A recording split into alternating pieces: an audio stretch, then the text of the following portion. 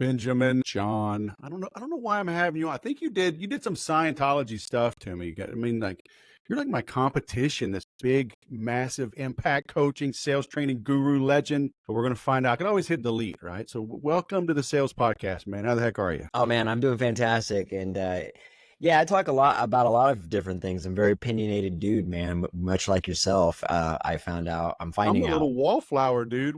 Don't be besmirching my reputation to all my listeners, man. Nothing bad about that at all. I think it's important for people to be, very opinionated. As long as you're not out here being a douche, and you actually care about people. I think it's great. You can be opinionated and not be judgmental, and there's a nice Yeah. little fine little area you can kind of fit in there. Yeah, I mean, it kind of is a fine line, huh? It's like people, I always remember, Rush Limbaugh, Howard Stern, those were opinionated people.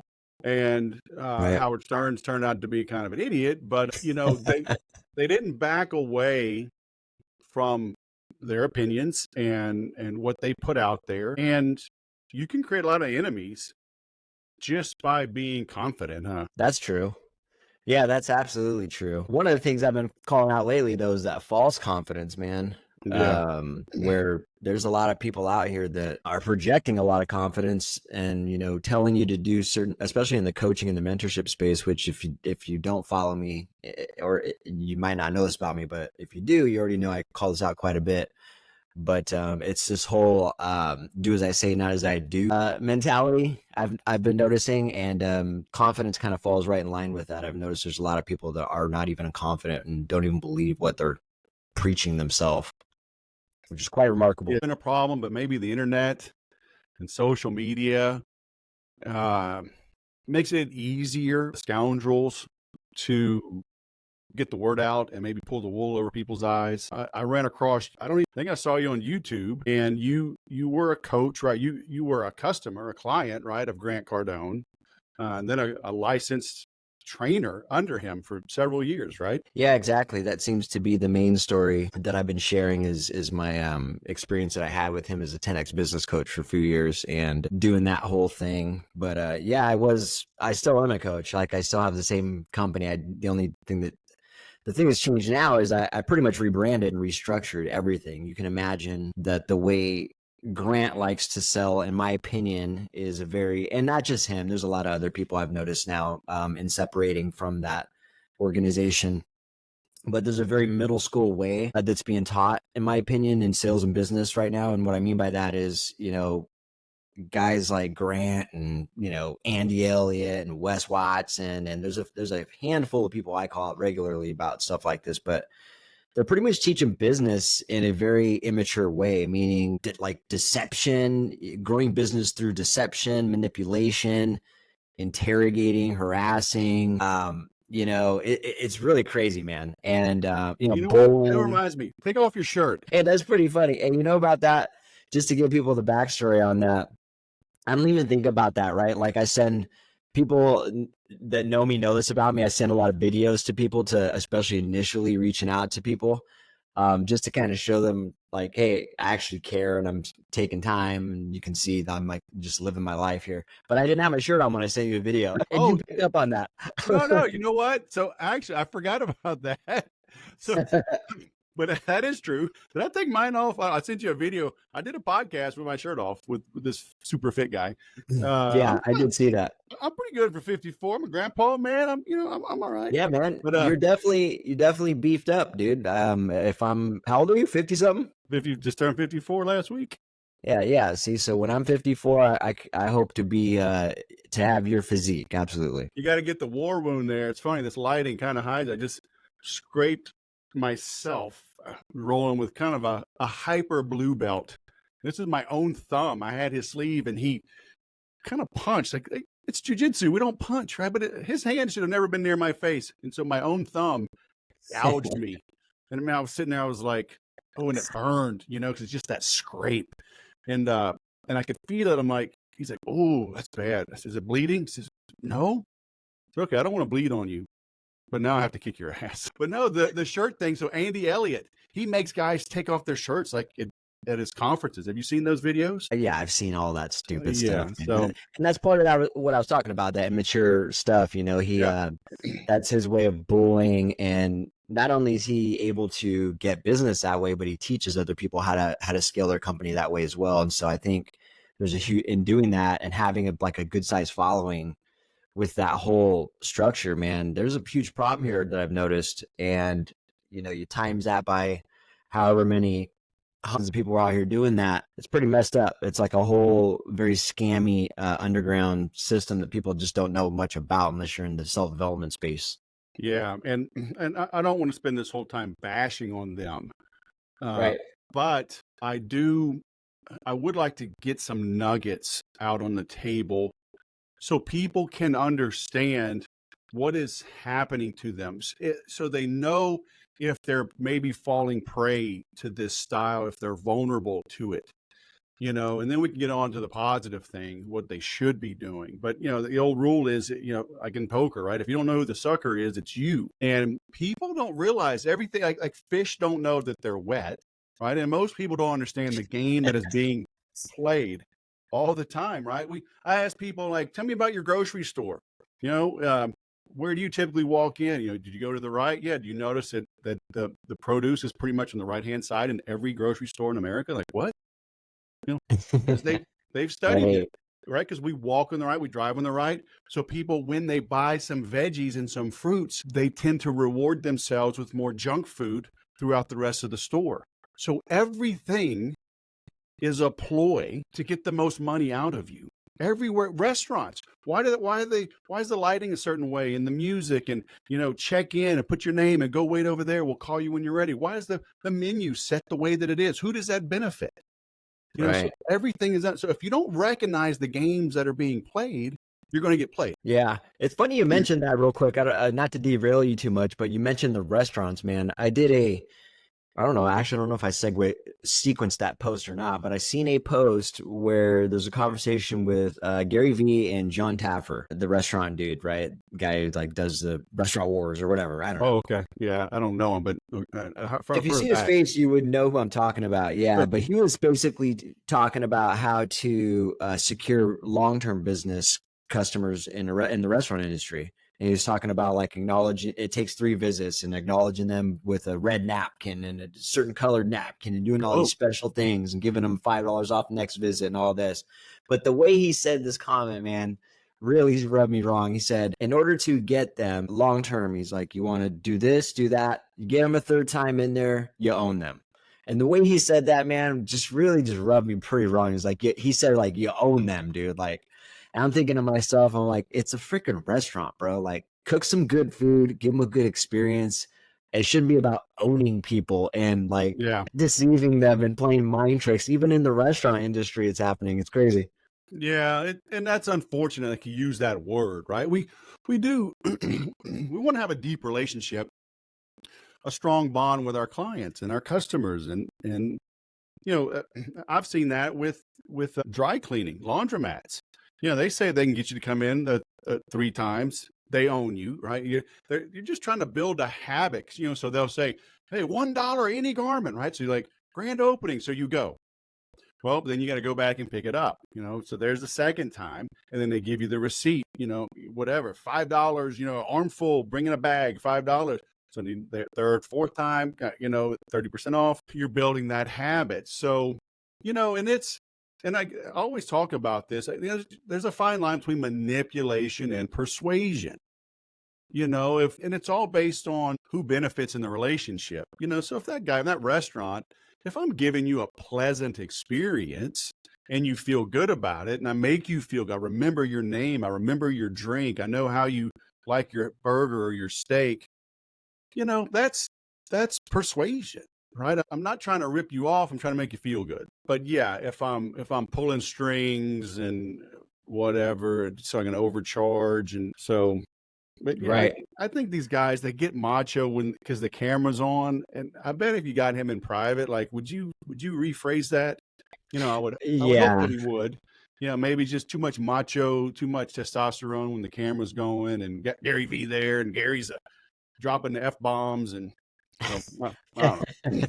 Right, a lot of high energy. I get you. Yeah. Yeah, because it was more the energy in which he said it that Yeah. really. Because really, man, I break it down to people when I'm talking about like paying attention to that. And you mentioned, what red flags would I suggest? There's definitely specific red flags, and I'm writing a whole entire book about it where there's like 32 some odd chapters where a lot of those red flags are going to be broken down. And Mm. I already talk about a lot of those on my Instagram, but Well, let's go back. Like, what were you doing, in business and in life, like before you became a 10X coach? so I was a carpenter for 12 years. Oh, Yeah, and I was like a specialty trade type carpenter. I used to build fully glass glazed sunrooms, okay. like Victorian style sunrooms. So like really high end type additions to people's homes typically. And so I mainly specialized in that and started doing more high end outdoor living improvements like patio covers and decks and handrails and powered options, powered screens, and stuff like that. So that's what I did, man. I did that, and there was just a time where I talk about how realized I didn't want to do that the rest of my life and do manual labor into my 60s. I seen the guy working next to me kind of miserable and real beat up from doing that. And so I didn't want any part of that. So I started scrambling around and found myself going into a partnership with someone who was kind of like a mentor to me in a way. I did a lot of side work for her after building her a sunroom. And I've talked about this story quite a bit, and it was in my first book as well. Where I talked about that, me and her went in a partnership. But what we did was we did a underground black market marijuana grow operation, and we did that purely just because we thought we were going to be multimillionaires and hit it big, I guess, not knowing anything about it, other than smoking it every now and then. I didn't know anything about growing, manufacturing, distributing, marketing. It was a business, man. Even though it was illegal, it was still a business, and it made it Sure. actually harder to be successful because it was a business that was not legal. So, anyways, that's what I did, man, for 2 years, and then walked away from all that after tons of crazy things happening just in 2 years, being shot at, being robbed, shipping the stuff out by large quantities regularly, just being really stupid, man. And so I talk about that because it was just purely the mentorship that I had, even though the lady that here I was just kind of being the pawn in this, and she was happy to let that happen just because it was all for the sake of money. And so just jeopardized myself. So anyways, that's why I started my first company, the construction company, and started doing the same thing I did before, building covers and stuff and sunrooms. And so yeah, man, that's what's happened. And 6 years later, I still got that company, and then started the coaching company about 3 years You ago. still have the marijuana company or the carpentry company? You don't have to answer that, okay?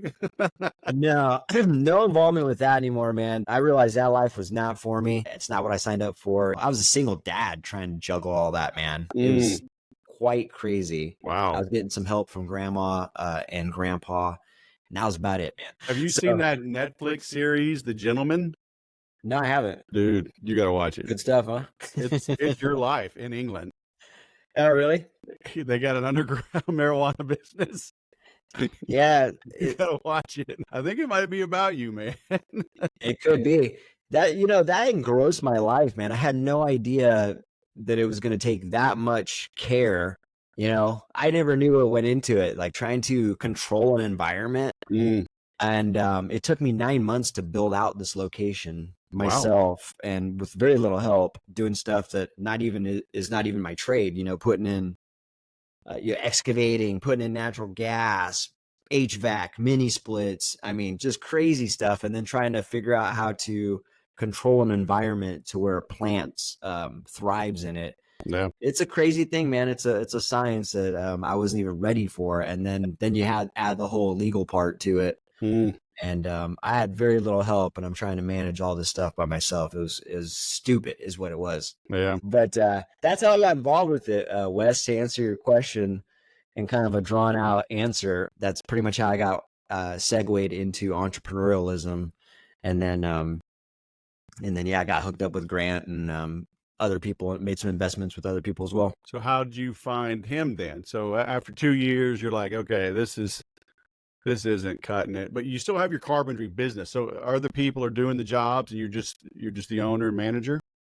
Yeah, exactly. I'm hopping on the job sites every now and then, but for the most part, I'm doing a lot of the sales, the bidding, the managing the back end stuff like engineering, HOA, permitting process, that Yeah. stuff. A lot of people don't realize there's a whole bunch of stuff that goes into projects like that, and so that usually takes a couple months getting all that. And someone has to pretty much be on top of that. I did all that. I did the social media, very active on social media, which really resulted in a lot of me doing well for myself, is because I was so active in the local community and very involved. But yeah, that's pretty much the name of the game, man. Just tried juggling all the hats at first and eventually started getting a crew, realizing that I was scaling. Yeah. And when Grant came into my life is when my nephew just, 10X rule book, and read that, was not carving out time to read it, finally listened to the audiobook. And as I'm listening to the audiobook, this is like right when COVID was starting. So the timing was actually quite crazy, and I was doing fairly well, like growing even in this contracting economy. And I was still even fairly decently confident in that I'll make it through. Everything's going to be all right. But even with that, I think I got sucked into it's funny, man, thinking about it now, it's kind of like I almost got like, and by the way, when people hear me talk about this, they like to say I didn't take accountability or something like that. Like, trust me, I've taken accountability for this time so many times over. Like, that's not what this is about. But there is a high level of accountability on Grant and guys like him who go do this type of thing. But it felt like almost like some NLP type stuff was going on with me, where I'm hearing him say like, "Hey, you're operating at low levels," and I'm thinking, "I am." And he's saying like, "Hey, you're you could be doing more, or you're letting your family down, or just all these just crazy sayings." And then sayings like, "Commit first, figure the rest out later," or your network is your net worth. And so that's how I got into it, man. I started hearing stuff. He was making some sense. A lot of what he said was positive, but it was really, I realized later, just to get me in the room and upsell me. And then once I really started spending the big dollars, found out really quick, not only does he not really care about you, but that's really all it was. It was just no real meaningful anything. It's just you're kind of just a money target. And it's pretty crazy, man. It's a hustle and it's a scam. Not only that, everything I paid for, I never really got much value out of. All the value is really all the stuff I could have just watched on YouTube, Yeah. Yeah, and I see that a lot. I've been on the inside of a couple of programs, and I've been in the space a long time around CRMs and marketing automation, sales processes. So people, they buy the software from me, or they already had it and they needed to tune it up, optimize it. And I see under the hood of a lot of businesses and big people. And man, I've become jaded. Oh, and it's that. Like Dan Kennedy. Like, I like Dan Kennedy. Because of Dan Kennedy, I made a good life for myself and my family because of him putting himself out there. But he talks about an ascension ladder. You know, get them in. Your free thing, your $7, just pay shipping, and then the $97, and then the $97 a month, and then that's the silver plan. Well, then you need the gold plan. That's $397 a month. Well, then you need to join the platinum. And that's $997 a month. And then you got to join the titanium platinum super duper mastermind. Well, that's $75,000 a year. And on and on and on. And it's like, I think for Dan, he delivers the goods. I think people go to him, they spend 75 or 100 grand, and I think he shows them how to make $1 million. And you do get him. You'll get him one-on-one, for an entire day. And he'll yell at you like in a grandfatherly, grouchy way. So like, don't be an idiot. But I think people have learned from him, but they all take shortcuts. So it's just, let me just get to $100,000. Yeah. You don't really have to give me. They can just come. Every quarter we'll fly to a beach somewhere and we'll just sit around and will manifest, and that'll be worth their 100 grand, right? I mean, call it a retreat. Yeah. yeah. That's funny. Is that kind of what you saw? Something similar? Yeah, yeah, oh yeah, 100%. That's pretty much all that's about is the next event. It's funny because you brought up Scientology earlier, that you mentioned that you're watching some podcasts with me on talking about Scientology. So I have not talked about Scientology only up until the last 8 weeks, I want to say, of my life. So I didn't even know what it was. I had only heard about it once or twice, and then still, when I heard about it, never even looked into it. But yeah, long story short, the reason you heard me talking about Scientology, which now you know if you didn't know before, was because my former mentor Grant, for those years, was and is a Scientologist, and I didn't know that. So now I looked into it, want to know more, like, what is this Scientology stuff? And you can imagine that it's pretty crazy, man. My mind has actually been pretty blown with the stuff I was hearing, and I was like, wow, this is crazy. Why didn't I know about this? Is the real question. Like, I don't know. It seems really weird to me. I was connecting so many dots with the way that organization operates and the way the 10X community operates. And it's all starting to make a lot of sense, man. So yeah, the whole Scientology talk is fairly new to me, and Yeah. it's crazy, man. It's bonkers. So many years ago, I had to go back and look. It may be 10, I don't know. I got contacted by L. Ron Hubbard's company, and I didn't know a lot about him, but he's the inventor of Scientology. But he was a great science fiction writer, and he basically made Scientology on a bet I believe that. that he could write it and create it. And so I got contacted. So there in downtown LA, or like Hollywood, I mean, right in that area, is a very nice office. There's a theater downstairs, and they do like old school, like 40s radio programs. It's very cool. But there's a whole book division for body of work that he has created, outside of Scientology. And when they contacted me, I was a little standoffish. I'm like, I'm not big on Scientology, They go, this has nothing to do with that. So I was like, okay. So I went and did like a half-day session with them. But I realized, like, okay, you can't really, there's no separation of church and state. This place, they wanted me to come on a Saturday. They contacted me like on a Thursday. And I'm like, do you want me to drive to LA on a Saturday? So, I mean, I literally doubled my normal price thinking they won't pay that. They didn't hesitate. And I go out there, and man, there's like 7 people in this meeting around this conference room, and they are all dressed to the nines. And I walk into the room, and they stood up. I felt like I was back in the military, and like the general walks in, like, and they're serving me coffee on fine china. And I'm like, hey, I could get used to this, man. Yeah. They were polite. They were attentive.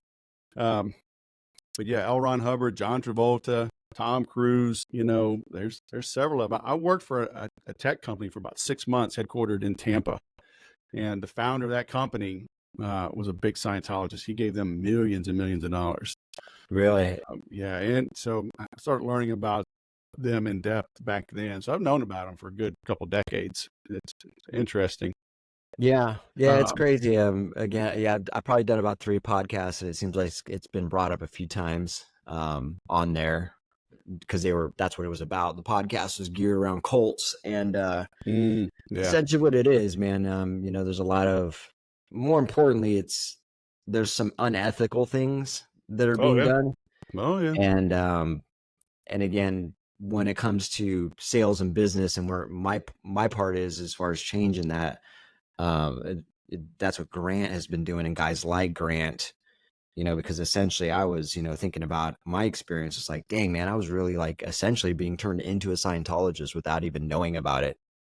How did you fall prey to that? I mean, 12 years running a business, and then at that point, I had 14 years. You got a business that's putting food on the table, right? It's doing good work. You do the marijuana thing. You've survived being shot at. No, I walked away from that. So now I know, but I mean, so at that point, you've got 14, 15 years at least of business experience, some success. What what did you feel like you were missing? What were you looking for that, I'll just say like made you vulnerable, right? Made you susceptible to because you put tens of thousands or hundreds of thousands of dollars as a client, right? And then you became a coach of it. Yeah, I spent a couple $100,000 on that, almost $250,000, and I was invested in it big time. I was a huge believer that it was going to work, that the mission, I believed in Grant and Grant's mission, but the same way I got caught in it is the same way everybody else gets wrapped up in it. There's a lot of various reasons, but I'll tell you, it can happen to the best of them. I've had this conversation quite a bit, and I recently, it's funny because Aaron was just talking about this guy, and I was talking about this exact same thing. It was probably on the same day he was talking about it. I didn't know it until I seen it yesterday, though. But Dana White is a great example of this. Dana White recently has been drinking the 10X health Kool-Aid, as I like to say. Yeah. Huge, for those who don't know, Gary Brecka is the business partner with Grant Cardone in 10X Health. And my girlfriend never liked Gary Brecka. Every time he got up to speak, she would really get frustrated because of his big claim that with a mouth swab, you can predict the exact day that you're going to die. I just saw something about that dude. I literally just saw him today, I think on Twitter. Yeah, so that's his big thing. And ever since he said that, my girlfriend, like I said, every time he came up, doesn't matter what the event was, GrowthCon, she's just like, I got to go. So, and I totally get it now. At that time I didn't get it because I was brainwashed, and I was like, he's a good guy. And I had met him already a few times. I met Gary when he owned Streamline before he even became a partner with Grant. But he, that's his big claim. And Dana White believed it and is a huge promoter of 10X Health. Now, Dana White, the reason I'm bringing Dana White up and why I think he's a great example is because he seems like a very intelligent and a very confident dude. I would say, how does something like this happen to him? I mean, it just takes. But is he falling for it, or is he being offered a big paycheck? I'm a fairly confident dude. I'm a very intelligent dude, and the reason that happened to me was just that little bit of uncertainty, man. Beginning of pandemic, even though everything's going well, no matter what business you were, or who you were, you had some uncertainty going on, and it just takes COVID a little. hit. Yeah, you're probably looking around. In hindsight, you're probably in the best industry, huh? Because people now they have to stay home, and mortgage rates going up. Like everybody's just going to remodel their home rather than move, right? So probably a great business. Yeah, exactly. It seemed to work well for me, and especially because I was not like operating in retreat and kind of just leaned into it and was expanding during this time. It seemed like all the algorithms were kind of pushing me up higher on Google and stuff. So it worked out really well for me, man. But even then, hearing a guy who, here I am, I hear a book and I'm listening to his audiobook. I'm hearing him talk. He's saying all these things. He sounds. The next book is good. Yeah, I found him probably right around then. And a friend of mine referred him to me. And the first couple of books, yeah, they were pretty good. Yeah. And then you see him everywhere. Combine that with now I'm seeing him everywhere. I didn't even know who this guy was. Now I heard him. It's it's so weird how that happens. Now I'm looking him up on YouTube, and now I'm seeing him everywhere. And I'm like, shoot, man, this guy seems very successful. So now he's kind of elevated his status. And then the thing. So anyways, now I got in proximity. Now I started getting in the room with him. Now all the things that he started telling me, like commit first, figure the rest out later, coming back on me to exercise, right? He's like, I got this package, whatever, $20,000. And now I'm being put in the spot to commit first or figure the rest out later. Although that's a great message and can be helpful and has, in that scenario, I would say probably not the best time to making those decisions. And in my experience, hasn't been. Like usually if I'm making those type of purchases, man, I think it's okay to think about it. Yeah. Well, and you bring up a good point. I mean, because I heard something similar. Say yes and figure out how. And I don't. I guess. Message. What's that? It's a good message in its essence, right?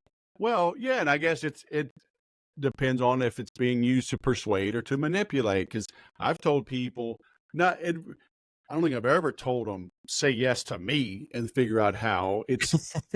Right. It's usually a client who's hesitant to grow, and they'll come to me like to say in your carpentry business, right? So this guy, he wants to sell his business, and he's my main competitor, and I don't know if I should do it. Like, yes, it's your industry. Boom, everything's right. You're younger. Say yes and figure out how. I don't have the money, right? Tell him you'll do the deal. You'll figure out small business loan. Maybe you'll do some owner carry back. So Yeah, so I use it in that regard, not give me 100 and figure out how you're going to pay for it. I mean, it's exactly. And so I'm really glad that you kind of really made that huge disconnection or that huge disassociation between those two things. Because that is exactly it's a great example of what I've been talking about lately, is something that is good, there can be used for good, is being used for bad. And like you said, it's being used to manipulate and deceive and ultimately just drive an outcome and a result, yeah. and feed an agenda that's going on. Yeah, because like when I see that type of training, it's like I was always in corporate America. Google was a client back in the day. Man, I sold 7 figures of hardware to them, testing equipment, 635 grand in consulting and training to Dell. I sold big, big hardware things when I was in corporate America to like Sprint and Apple. I couldn't pull any of this bullshit that, take your shirt off, Mr. Customer. You need this test equipment because you don't take care of yourself. I mean, that gamesmanship, it's like, it's good one-on-one, business to consumer, but are they trying to use this in business? Yeah, that's what I'm saying. I'm like, why are we using middle school behavior and strategies in business and sales? It really is Because like I very couldn't imagine immature. like you mentioned HOA stuff. I'm the HOA president here, right? We got a nice little community, Right. and $800,000-900,000 homes, and you're not going to show up.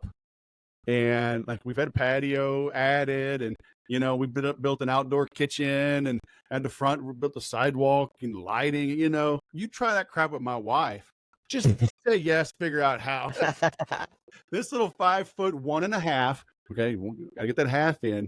She would tear your height. She would skin you alive right there on the living room floor, and then make you clean up your own blood. I mean, that ain't happening. Yeah. And that's one of the, extreme different directions I've gone to in business and sales, is that, one of the things that Grant taught me and used to really promote is the negotiations part of a sales process, and like having like hard questions and stuff like that, which he likes to refer to as probing, and stuff like that, which always felt like the weird part of selling to me and the most uncomfortable, right?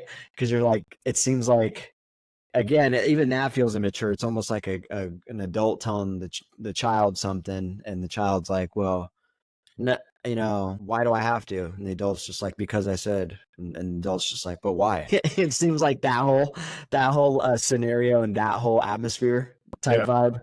yeah, You're like asking them why. Well, what would be the worst reason? Why wouldn't you do this? And it's like you're asking all these probing hard questions that are super uncomfortable. So anyways, I do not teach that anymore in coaching. I'm like, very simple, and I just break it down for people in the sense that, like, you pretty much have 3 jobs, and that's just to give them a good experience, answer all their questions, and give them all the information they need. You should, if you want to follow up, ask them, be like, hey, Wes, is it cool if I maybe, if you got to think about it, no problem. Would you say, I should follow up with you in a week or something like that?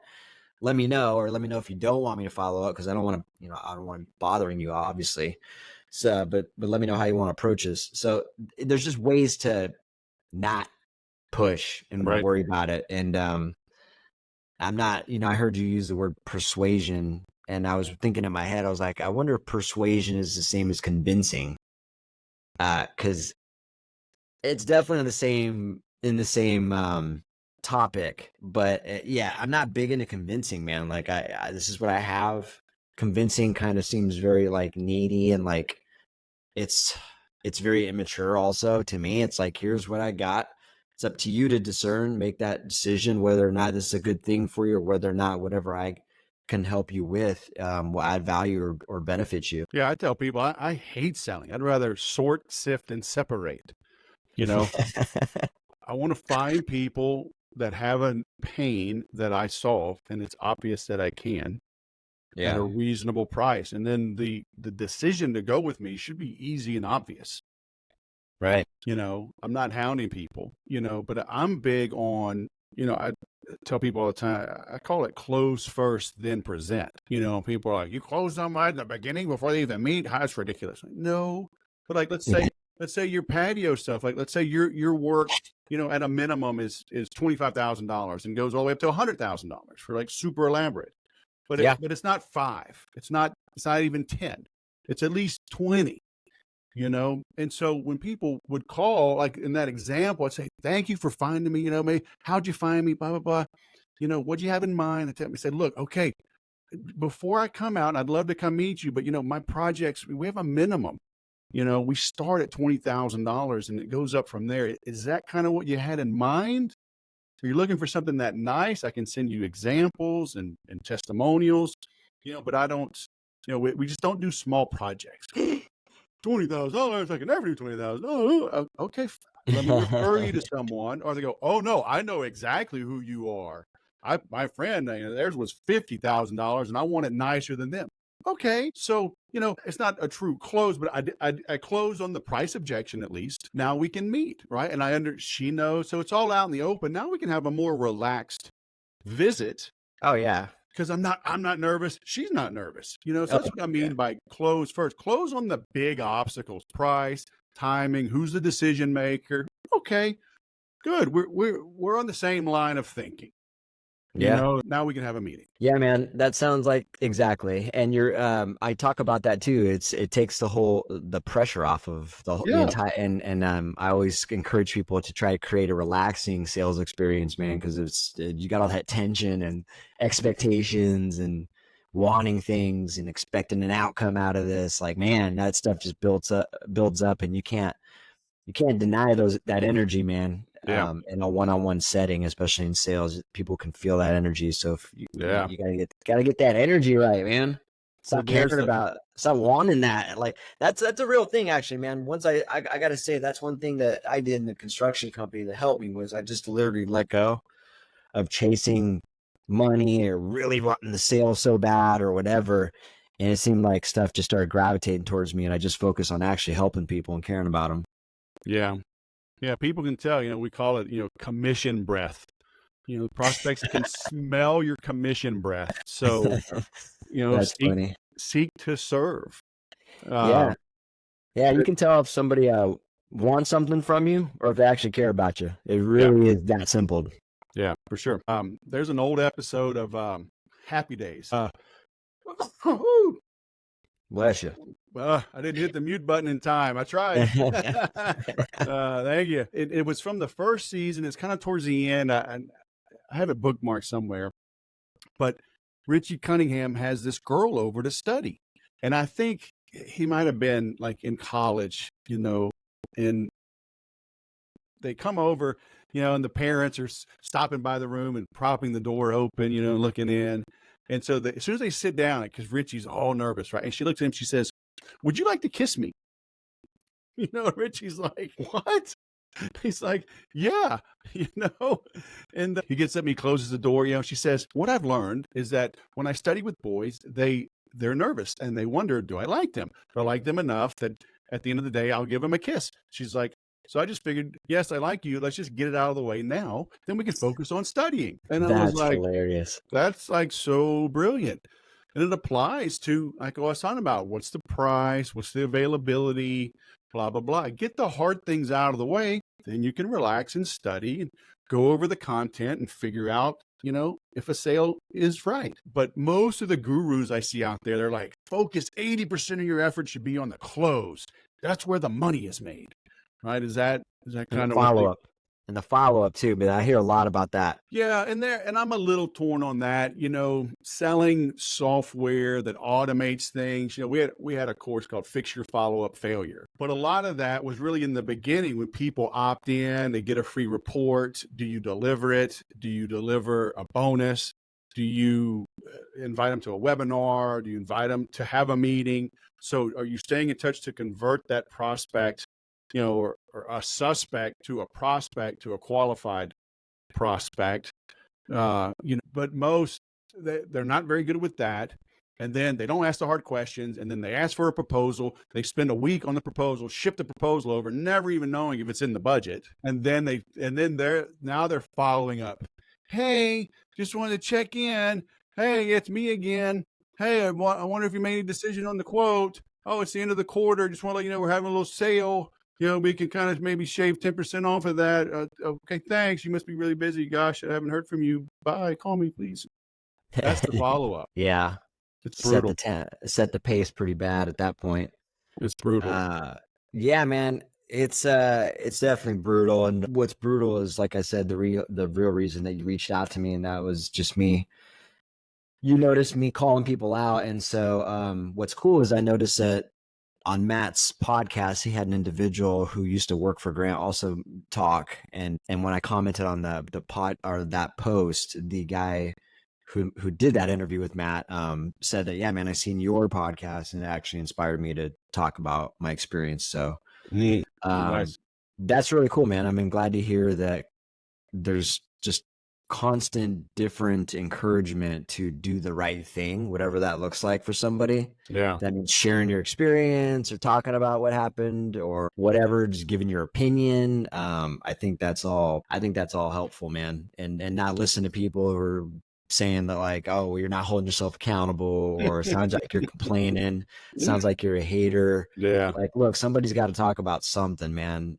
Somebody's got to get passionate about something these days, and if you're gonna it might as well be about something that's right, and there's not enough of that these days, man. People are just ignoring the things that just feel wrong and not speaking up about things that actually need to be done properly these days. Well, look, you just got to wake up earlier, do a longer ice bath, journal even more. Beat the sun up, as they say. Then let the sun tan your bunghole. I guess that's a thing. Oh my gosh. All right. So I've got you are on the Instagram, and you are on the YouTube, and I'm linking to your website as well, and I'll link to that in the show notes. But Massive Impact John, and then Mike, like microphone. Yes. I think that might be where I found you. Guys, see Baller Busters follows you, so maybe yeah, those dudes are huge fans, man. I love those guys. They're always sharing my stuff and loving on my content. So I love those guys. Yeah, and you've got some highlights. And what do you have here? You got Meat Cat. Oh, Kevin's your cat? Kevin's my cat. Yeah. All right. I thought do you know the dude Meat Kevin? Yeah, I've been trying to get a hold of him. I have not heard back from him, but... Well, I saw this, so I thought you were calling out Meat Kevin. I was like, is Meat Kevin bad? I thought he was one of the good guys. I don't know anything about him thus far, so hopefully he is a good dude. As far as I know, he is, because people are... Yeah, seems like it. Referring me to talk to him, yeah. Yeah, I see. My son found him, and then he's done kind of a pivot. He's going to be somebody, man. He's active, and he's motivated, so that'll be cool. So I'm linking to you there. So Benjamin John, Mike, MIC. We got your YouTube, the Misguided Mentor. You know what, man? I might change mine to the Misguided Mentor too. Or would I be Junior? I don't know. One of those variations. What I learned as an ex-business coach, your journey. Oh, proof of crimes. I may have to go watch that one. Yeah, that's the math. Oh, that was actually just a test video of. All right. Yeah, that's a 37-minute test. Good grief, dude. Yeah, well, I went on a tangent, man. If I remember right, I was talking about how people were making the comment like, well, prove the grant scam and prove that this person's doing that. And I'm like, it's really hard to prove that stuff. And especially when they're literally doing stuff that is legal. And then that also kind of ties into the conversation I always bring up after that, which is just because they are doing it legally doesn't mean that it shouldn't be illegal or that the way they've done it is unethical. So, well, I asked this question, it was probably a year ago, just on my Facebook profile.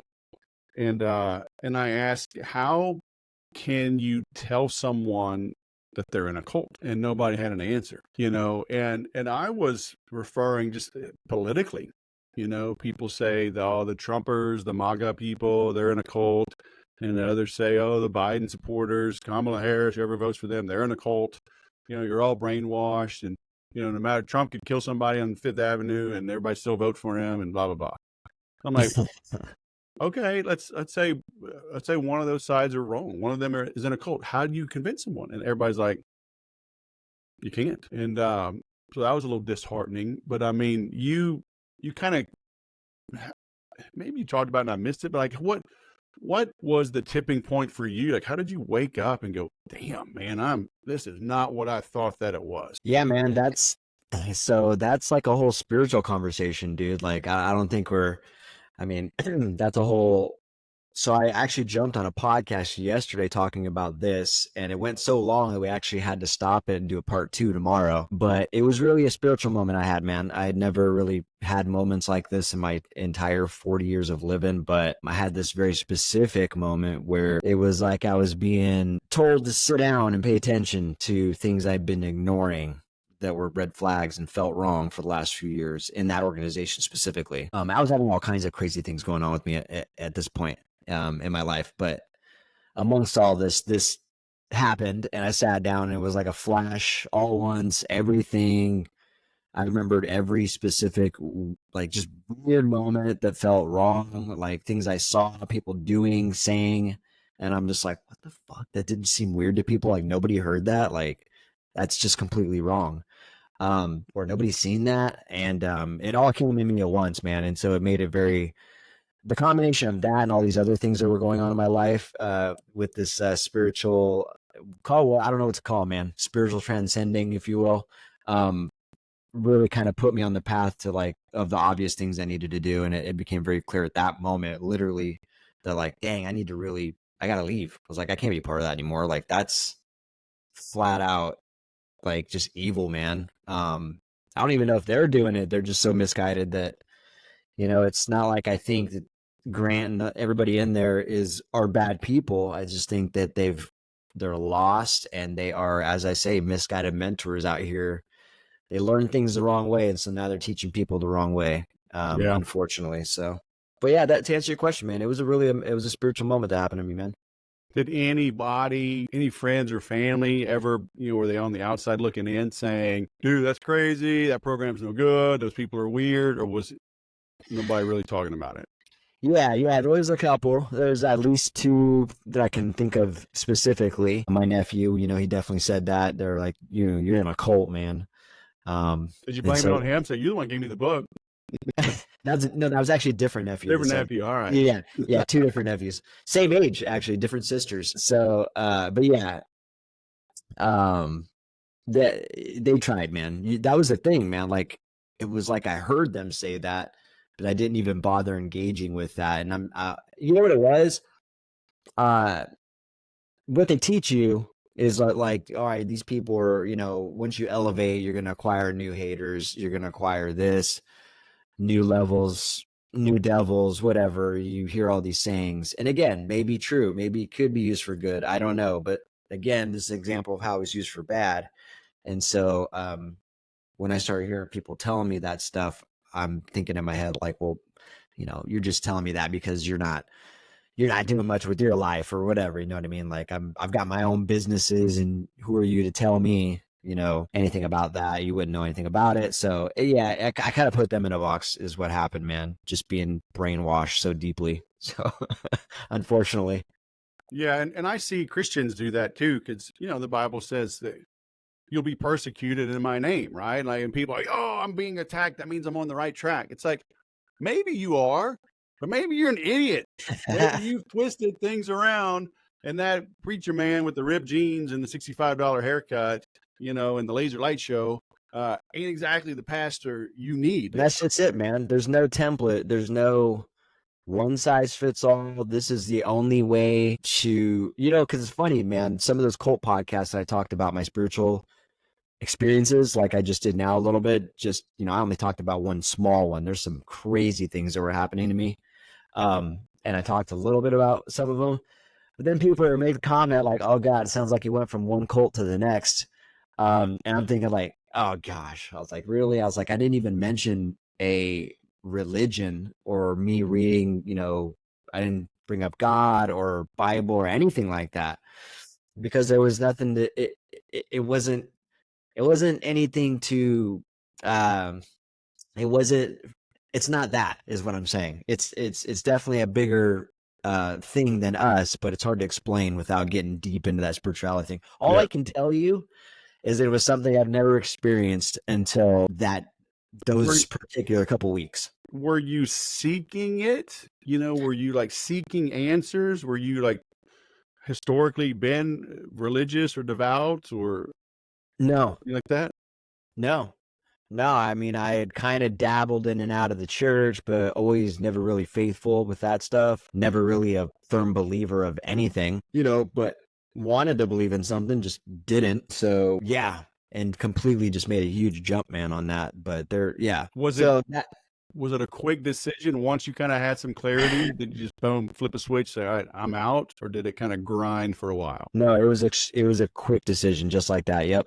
It was literally after that moment where I had kind of revisited all those moments where I was like, what is going on here? Things happening, things being said, people being treated a certain way at Yeah. different sporadic times, all coming together at one time. And so right after that, it was in that moment. It was just like, wow, yep, I'm definitely leaving. And so, So would you say like is the advice like to simply pay attention and like if something doesn't make sense, keep pulling that thread until it does? that can kind of get a little bit dangerous.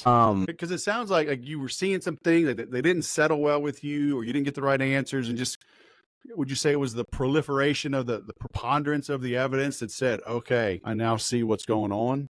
Oh yeah, 100%. It was definitely Okay. being beaten into submission in a good way.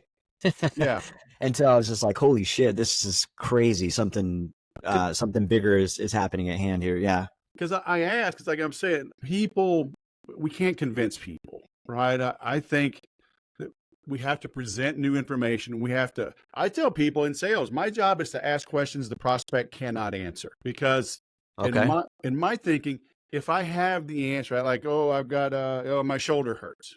Well, so let's roll back the tape. Okay, well, I'm in the gym more. Oh, I played more golf. Oh, I did. Okay, well, let me just pay attention. A little ice, a little ibuprofen, some stretching I find on YouTube. Okay, it went away. But it Yeah. persists. I do all that. I stop exercising. I ice it. Boom, boom. A week goes by, a month goes by. It's worse. I can't find any answers. I go get a massage. I go to my chiropractor. Okay, now I'm at my doctor's office. I'm like, this thing's getting worse. When I can't find the answer on my own, then I'll seek out experts, right? And so, because people will tell me, why do you let these people come to your home? Like, the different faiths, they'll come knock on your door. I'm like, come on in. People are like, why do you do that? I'm like, one, they're not going to convince me. Two, they may convince my neighbor. So I might as well slow these people up a little bit, you know?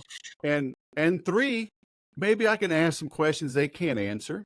And that plants the seed that they then go study, bring it back to their people. I don't know. Maybe I'd convert a whole different church because I asked some questions they'd never heard before and Yeah. couldn't get an answer. Hey, Right? provoking some thoughts. Yeah. Yeah. I mean, I'm all about the dialogue. It's like I'm secure in my faith and my knowledge. Like I can, defend just fine. So it's like, let's have a talk. I'm down for a conversation.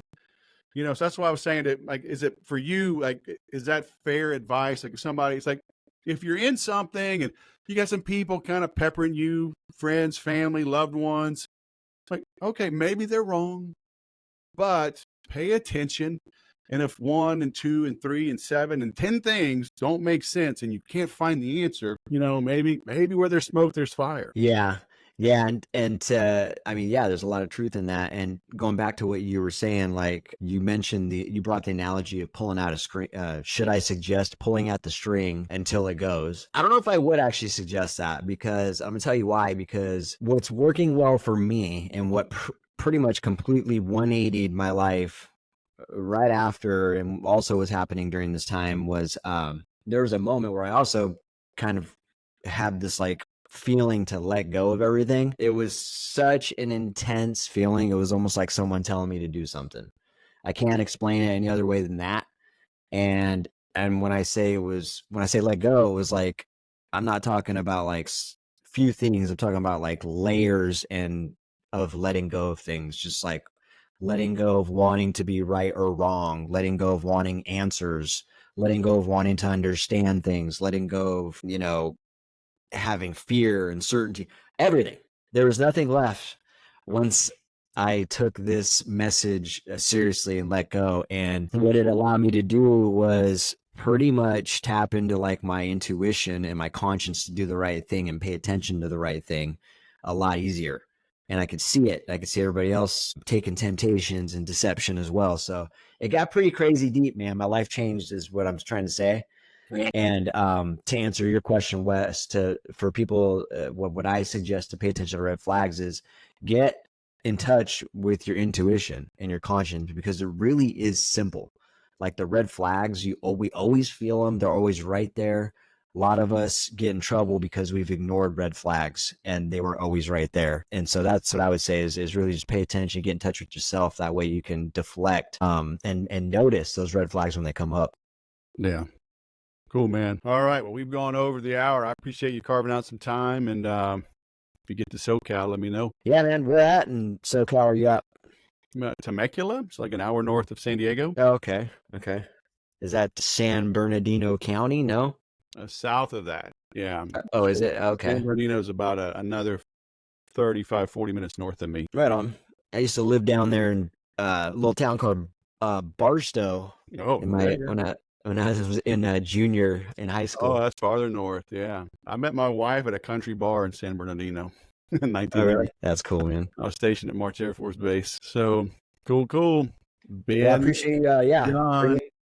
Thanks for coming on, man. The Misguided Mentor. Yeah, exactly, dude. Keep your eye out, man, because like I said, I'm going to kick off the you have a podcast on the YouTube for the sales podcast? Yeah, I'll upload the video, the audio, everything.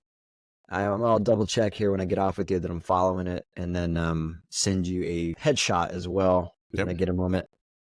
Sounds good. Cool, man. Yeah, definitely great chatting with you, brother. Let's stay connected. And, like I said, if I come to your mind for anything in the future, reach out to me anytime. Yep. Sounds good, man. Have a great day. All right. You too, man. Bye. Bye.